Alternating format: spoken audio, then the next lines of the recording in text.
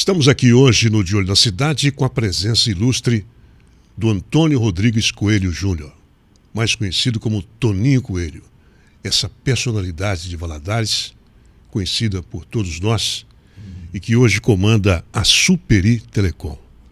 Toninho, é uma honra ter você conosco aqui no De Olho na Cidade. Ô, Rogério, muito obrigado aí pelo convite. Estamos aí na nossa modesta colocação. Estamos à disposição, viu? Mas muito obrigado pelo seu convite. Eu tenho lembranças muito legais, assim, até do começo da carreira, né, quando nós prestamos algum serviço para a Secretaria de Cultura, quando você era vice-prefeito, né? E então me lembro que na época eu fiz narração até de corrida de bicicleta, né? E que é um veículo de transporte tão popular em Valadares e eu acho que deveria ter mais importância. E você, na época, percebeu essa importância e fez, né, a corrida de bicicleta e teve uma época muito ativa, né, na Secretaria de Cultura também. O Rogério, eu tive o grato privilégio de ter passado algum tempo à frente da FUNSEC, né? Isso. Que era, na época, a fundação que cuidava da cultura, do esporte e da educação. E realmente a gente fez um trabalho considerado espetacular. Mas, deixa eu te falar, o grande feito se deve à Tessa Damasceno, que era chefe do Departamento de Cultura, o Gererê, que também chefiava a parte de cultura, o Armando Leocárdio, que era da parte do esporte, o Renato Matos, que era a parte administrativa, a Sayonara Calhau, que era a responsável pela comunicação, e, se eu não esqueço, né, mas o Buri, também lembro também do Carioca, o Carioca nos ajudou muito nesse trabalho. Então nós conseguimos fazer torneios, eventos de todos os tipos, entendeu? E eu sempre privilegiei o ciclismo, porque Valadares tem a tradição, tem o perfil, tem, né, a vocação para o ciclismo. Com o apoio de muita gente, nós fizemos muita atividade. E o mais interessante, entendeu, Rogério? Sem apoio praticamente nenhum, sem dinheiro nenhum do poder público. Tudo na base de apoio comercial dos amigos da Associação Comercial. Então, sou um cara muito privilegiado, porque nós conseguimos, na época da fundação, fazer um trabalho que ficou imemorável, entendeu? Isso. Montamos o Museu da Cidade, que não estava encaixotado. Nós montamos o Museu da Cidade, fizemos várias bienais. Então foi muito bom. Toninho, você foi presidente da Associação Comercial, você também trabalhou no Banco de Desenvolvimento de Minas Gerais, o BDMG, no Ministério da Educação, em Brasília. Você desempenhou também funções como secretário municipal de Indústria e Comércio, presidente da Fundação de Educação e Cultura, FUNSEC, e isso nas gestões do prefeito Dr. Rui Moreira e também do Zé Bonifácio Mourão.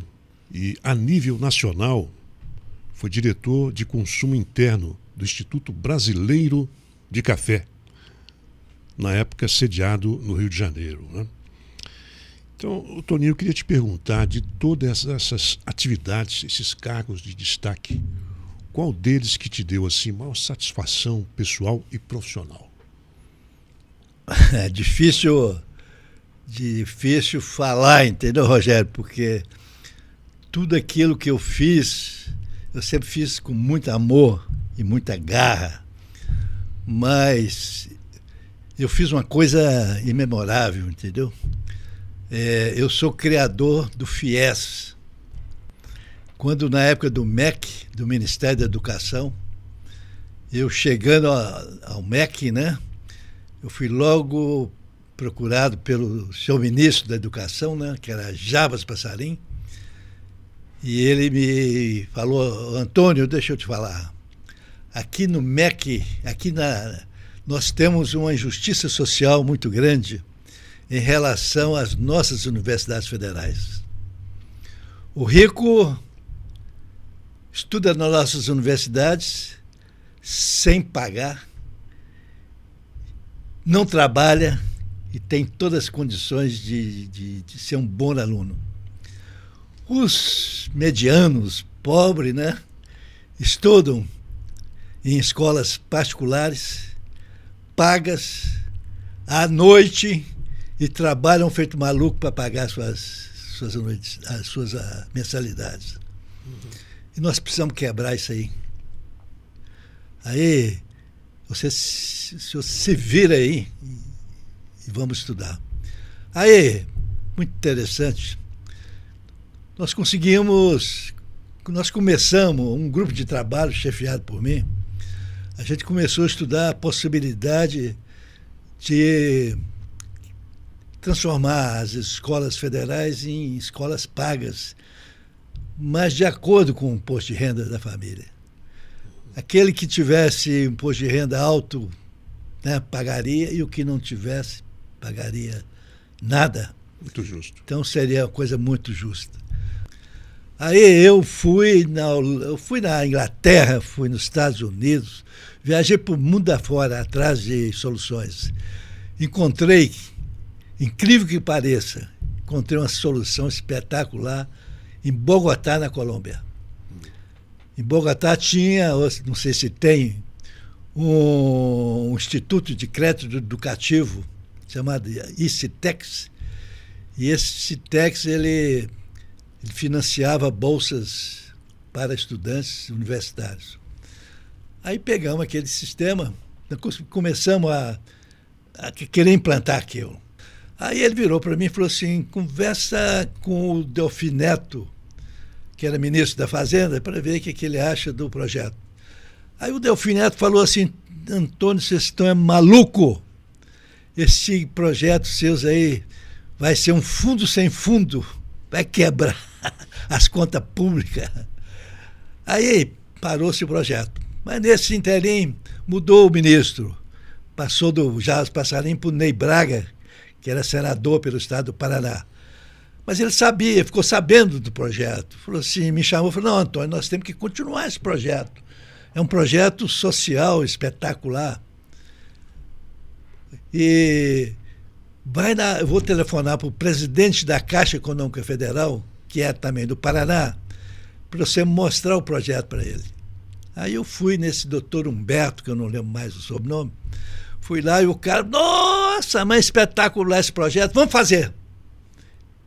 E começou a fazer o crédito educativo sem fiador. Quase quebrou a Caixa.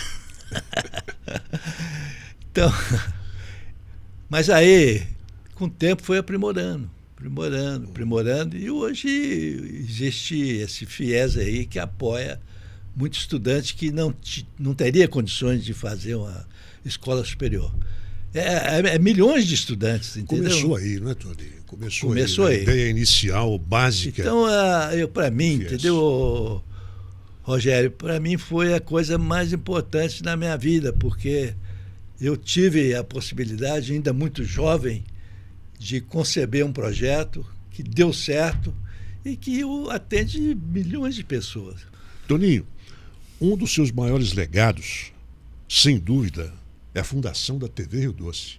Essa televisão que nós hoje temos a honra de fazer o programa De Olho na Cidade. E é uma emissora que leva o nome e a imagem de Governador Valadares para o mundo inteiro, né?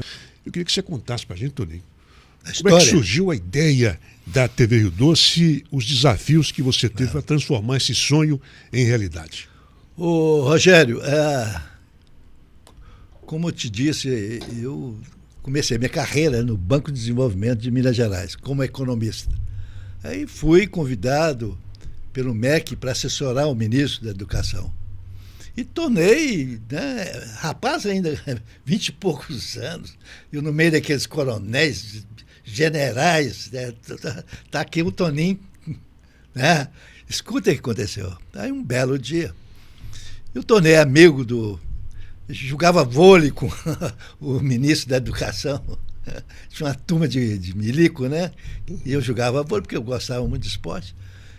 Aí o Jabas Passarinho um dia falou assim: Antônio, deixa eu te falar, eu tenho um convite, eu tenho um compromisso lá em São Luís do Maranhão e eu não posso ir, e eu precisava de alguém que me representasse, e você podia me representar.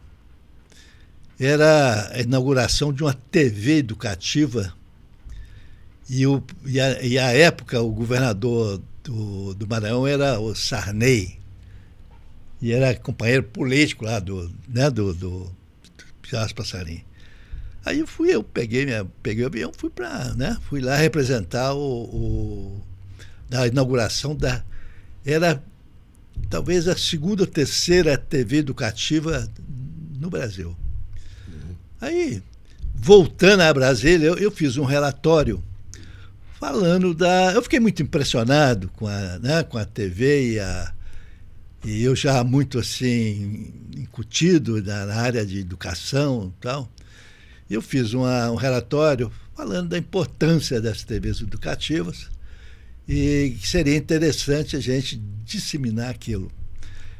Ele imediatamente autorizou fazer um programa chamado Prontel, Programa Nacional de Telecomunicação Educativo. Aí nós fizemos... Você lembra que ano que era, Toninho? Isso foi em 70 e poucos. Sim. Aí nós começamos a financiar TVs educativas como a TV Cultura, Fundação Adenauer, era o nome de um alemão, esqueci o nome. Foi presidente da Alemanha. A TVE do Rio já existia, nós demos muita força também. Aí aquilo começou a pipocar. Pois bem, aí, passado uns tempos, eu voltei para Valadares. E logo em seguida eu ingressei na política, né? E na primeira eleição eu fui candidato a vice-prefeito na chapa do Dr. Rui Moreira. E fui, né, convidado para ser presidente da FUNSEC. Aí, lembrando dessa minha experiência de TV educativa, eu propus ao Rui. Falei: Rui, vamos fazer uma TV educativa aqui em Valadares. Ele falou: não, Toninho, vamos fazer sim, vamos. Aí eu fui ao Rio de Janeiro com o Edson Galberto. Eu era vice-prefeito, presidente da FUNSEC, e o Edson era secretário de Indústria e Comércio do Rui. Aí, como o Edson já tinha um envolvimento com rádio, essas coisas todas, sim, nós fomos nós dois à TVE no Rio de Janeiro. Aí, para conseguir autorização para poder transmitir os sinais da TVE. Aí nós fomos lá e o diretor da TVE perguntou: o que vocês fazem lá em Valadares? Eu falei: não, eu sou vice-prefeito, presidente de uma fundação de cultura, e esse senhor aqui é o Edson, que é radialista, tem rádio, tal e tal. E ele falou assim: vocês estão malucos? Nós não autorizamos mais transmissão dos nossos canais para empresas que tenham cunho político, porque a nossa experiência com política é terrível. Aí, ele percebendo a nossa sinceridade, a nossa honestidade, ele falou: mas vocês podem fazer, deixa eu falar para vocês, uma sugestão, façam uma fundação e a gente autoriza vocês transmitir os nossos sinais. Aí nós voltamos do Rio de Janeiro, falamos com o Rui e logo imediatamente nós criamos a Fundação TV Educativa Rio Doce. Eu passei a administrar, também teve a participação do Edson, do Getúlio, do João Campos, do João Emílio, do Júlio César. Então, aí começamos aquilo, de certa forma, um pouco amadoristicamente, mas fomos fazendo. Isso. Hoje é uma TV que tem o DNA de Valadares, né, Tony? Então, Você é viu tudo, isso aí. A gente... uma prova dessas coisas, a gente realmente começar a fazer, entendeu? Isso. Começa a fazer e vai fazendo e dá certo. A TV Rio Doce ficou 12 anos na sua direção, mais ou menos isso, né? Acontece o seguinte, Rogério, aí nesse intervalo, a gente ajudou muito o Edson e o Getúlio na criação da TV Minas, que inicialmente era Afiliada da Manchete. Manchete, né? Isso. Depois foi Globo. Eu fui até diretor de expansão da TV Globo, na época que foi criado. E depois eles foram para a TV Record. Nessa época, começou a TV, né, a TV Leste, que tem também toda uma história. E eu continuei na TV na TV Rio Doce. Mas nesse intervalo nós criamos a TV a cabo. E a TV a cabo passou a ser um negócio muito rico, entendeu? Muito inovador para Valadares. Inovador. Também. Então eu acabei, né, após 12 anos, nós achamos melhor transferir a fundação para o Edson e para o Getúlio. E a gente continuou com a focando na TV a cabo. E a internet. Bem. Mudando um pouco de assunto, mas para a política também, que nós já começamos a falar de política, na sua trajetória política, você chegou muito perto de uma cadeira na Câmara dos Deputados. E foi com uma diferença de pouquíssimos votos, né? Quantos votos faltou para você ser eleito? Faltou 100 votos. Apenas 100 votos. Conta um pouquinho dessa história para a gente aí, Tony. Como é que foi? Com o processo de redemocratização, foram criados 2 partidos, o PSD, o PDS e o MDB. Aí, numa luta muito forte, uma briga enorme com outros grupos, nós conseguimos a ganhar a convenção e eu fui o primeiro presidente do PDS. Aí comecei na política e tal, e logo em seguida, né, logo no primeiro momento, houve a eleição para Constituinte. 86. Aí eu falei assim, eu vou entrar participar da Constituinte. Aí com o apoio do Edson, Getúlio, da turma nossa, na verdade, eu comecei a fazer um trabalho muito bom e tive o apoio do senador Bonilo Badaró, que falou assim, Toninho, eu vou liberar para você uma região minha, lá no norte de Minas, que é Minas Nova, Turmalina, aquela região de Araçuaí, aquela região toda. Aí nós começamos a fazer política aqui com muito pouco recurso, fazendo rifa de carro, essas coisas todas, e com muita dificuldade, entendeu? Mas eu senti que o nome agradava, mas em função da minha idade e tal, e também por causa do meu pai, que tinha um prestígio muito grande. Papai tinha, né, a Drogaria Santa Terezinha. Drogaria Santa Terezinha, tinha fundado a universidade. Então, realmente, comecei a ter um apoio muito grande. Aí o Murilo Badaró falou, não, Tony, você fica lá também. Você vai, né, ter os votos de Valadares daquela região. Aí eu, entusiasmado com a região de lá, porque era uma região muito interessante, região relativamente pobre, e a campanha aqui crescendo, eu descuidei um pouco daqui. Aí perdi a eleição por 100 votos, por 2 motivos. Primeiro, porque a maioria dos eleitores daquela região eram analfabetos. Tinha muito voto, mas na hora de apurar, a maioria era voto anulado, porque era voto de papel. E aqui aconteceu o seguinte, o Varela, que era desconhecido politicamente, ele entrou com uma condição financeira muito grande e começou a regimentar muitos cabos eleitorais meus, entendeu? E no final dos ovos eu perdi por 100 votos. O Lael, na última hora, teve 2.000 votos. Eu perdi a eleição, o Valadares perdeu um deputado. O Lael nunca fez nada para Valadares. Nunca fez nada para Valadares. E aí eu fiquei até decepcionado, fiquei até revoltado. Falei assim, olha, eu vou continuar fazendo política, mas na seguinte forma. Se passarem um dia o voto distrital, para evitar pessoas com recurso chegarem e comprarem voto. Realmente comprar, entendeu? Porque o cara não tinha prestígio nenhum. Então ele pegou o Jader Pacheco, que era um vereador muito ativo, e conseguiu.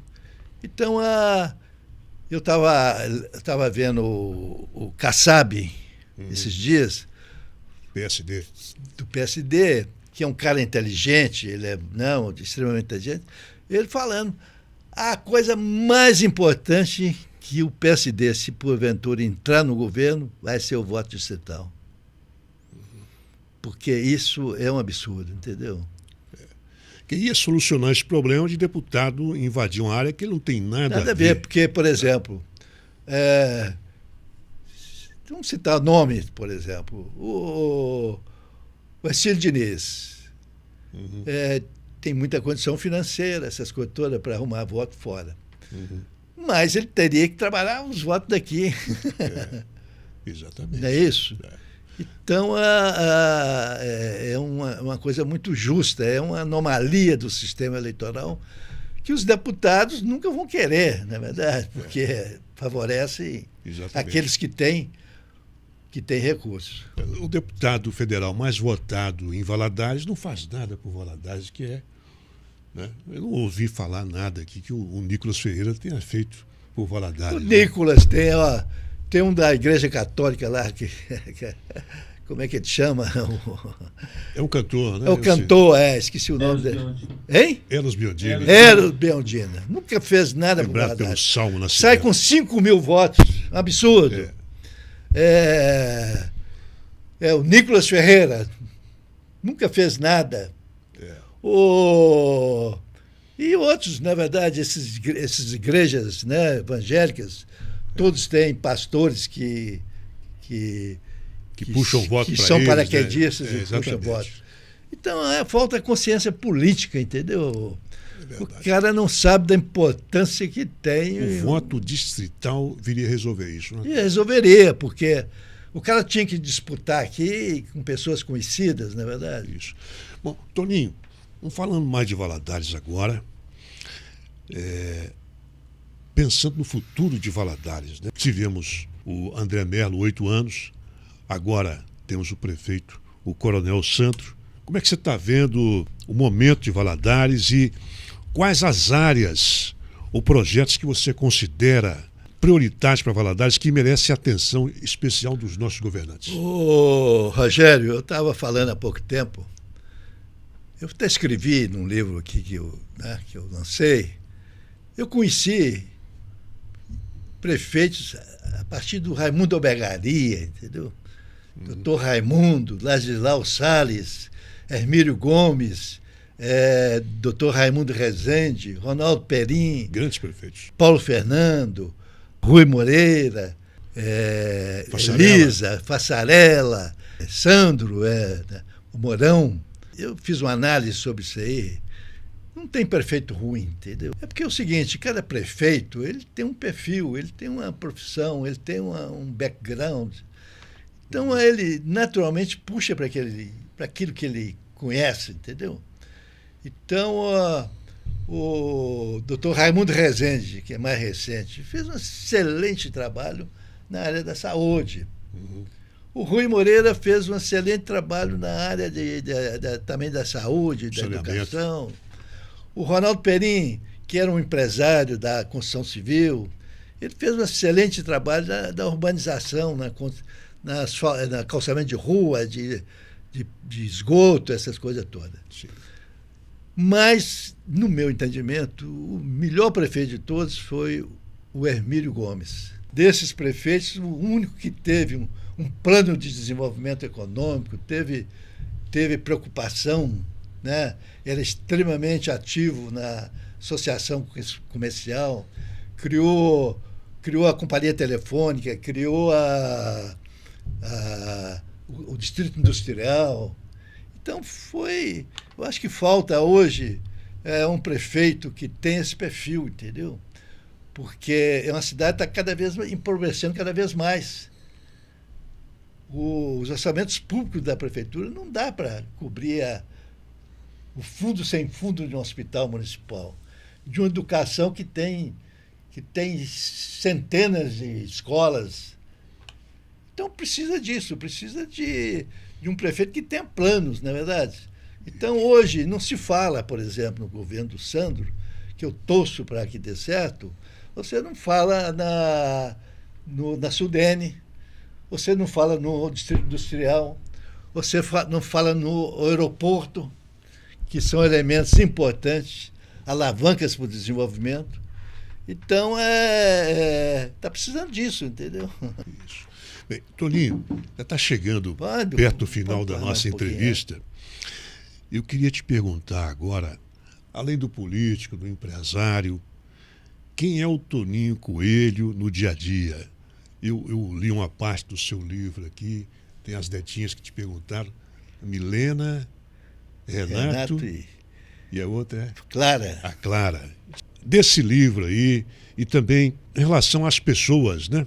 Como que você gostaria que as pessoas soubessem, né? O que você gostaria que as pessoas soubessem a respeito de você, dos seus hobbies, das suas paixões, além do esporte que você já falou, do voleibol. Joga voleibol ainda? Jogo basquete, jogo pickleball. Pickleball. E sobre sua vida fora desses holofotes, né? Nós temos aqui também esses holofotes aí, tem o seu podcast também na Superi TV. Fala um pouquinho aí do seu lado pessoal. Rogério, eu estou com 80 anos, entendeu? Completados agora, recentemente. Completado. Meu plano de vida é 104 anos. Opa. Então é o seguinte, eu ainda tenho planos, entendeu, de vida. Isso é muito bom. Eu tenho planos de empreender mais coisas, entendeu? Então é o seguinte, hoje eu dedico 100% à Superi Telecom. Nós temos vários projetos que eu tenho hoje com apoio de uma turma boa, de pessoal jovem, porque a telecomunicação é muito dinâmica. Nós estamos lançando agora, em parceria com a Vivo, o telefone celular. Então a gente está sempre inovando. Mas na vida particular é o seguinte, eu tenho paixões, entendeu? Além da minha mulher, dos filhos, né, da família, eu tenho o hobby de escrever. Eu sou um escritor nato, entendeu? Gosto de escrever. Estou já preparando um livro que vai chamar O Último Livro, ou talvez o penúltimo, o antepenúltimo. Eu sou apaixonado com planta. Eu puxei da minha mãe, Dona Iracema, o carinho pelas plantas. Eu tenho um orquidário grande na Ibituruna, na casa do Papai Noel. Sou apaixonado com a casa do Papai Noel.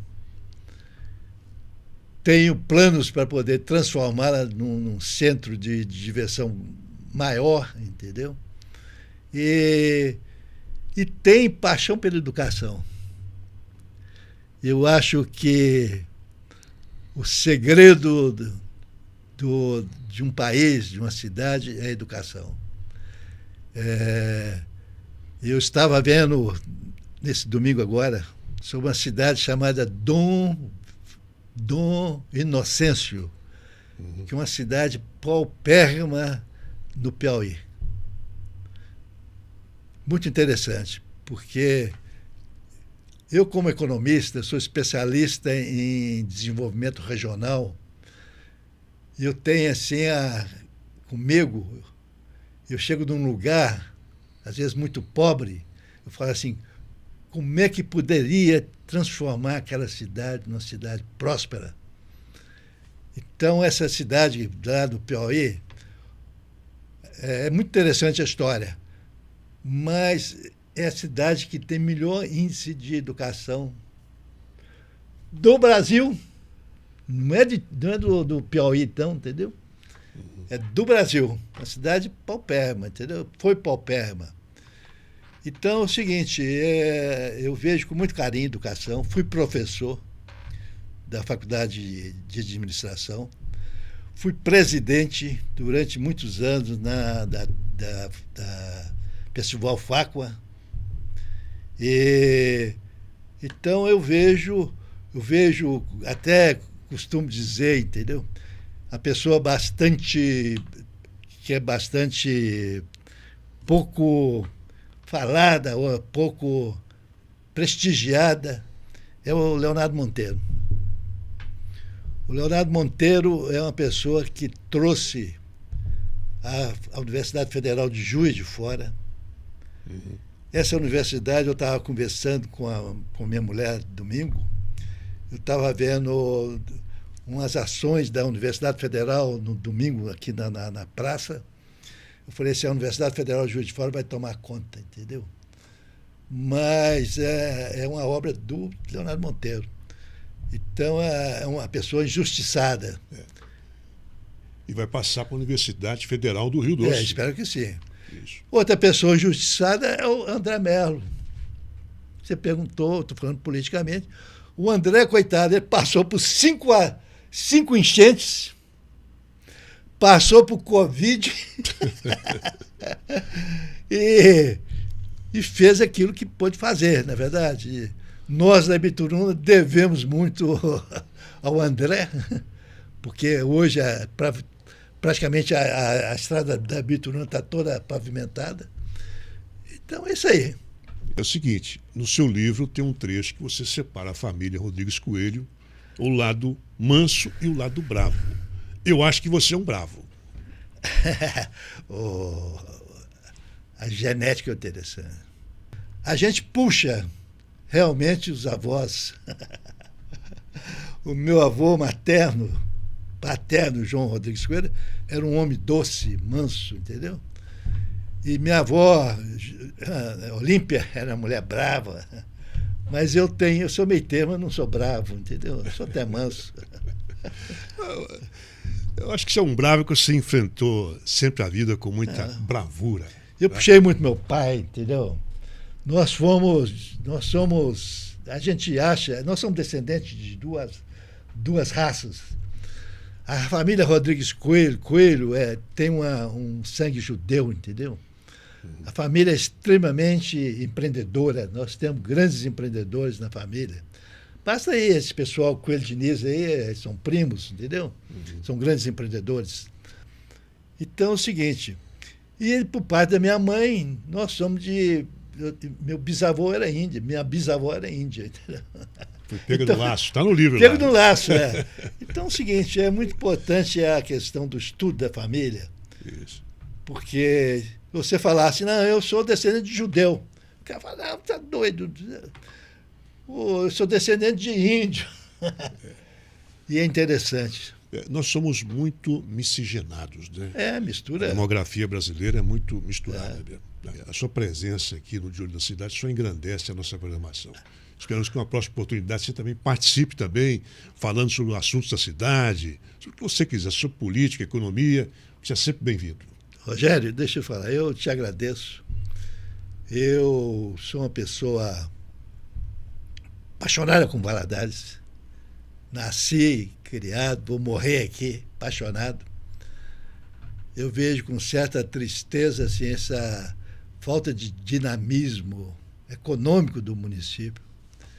Nós precisamos, porque teve uma época, a época do meu pai, era uma época da associação comercial, o pessoal tinha muito barrismo, queria crescer a cidade. E hoje a gente não vê assim com esse entusiasmo, né, que tinha outrora. Então, mas um dia a cidade já melhorou muito, entendeu? Se você ver para trás, melhorou muito. Mas vamos avançar, né? Fazer uma cidade mais próspera, uma cidade mais culta, uma cidade com saúde para todo mundo, entendeu? E uma cidade mais justa, né? Então é isso aí. Toninho Coelho, muito obrigado. Eu que te agradeço. Um abraço. Obrigado, Rogério. Obrigado a você pela audiência e até a próxima aqui no De Olho na Cidade.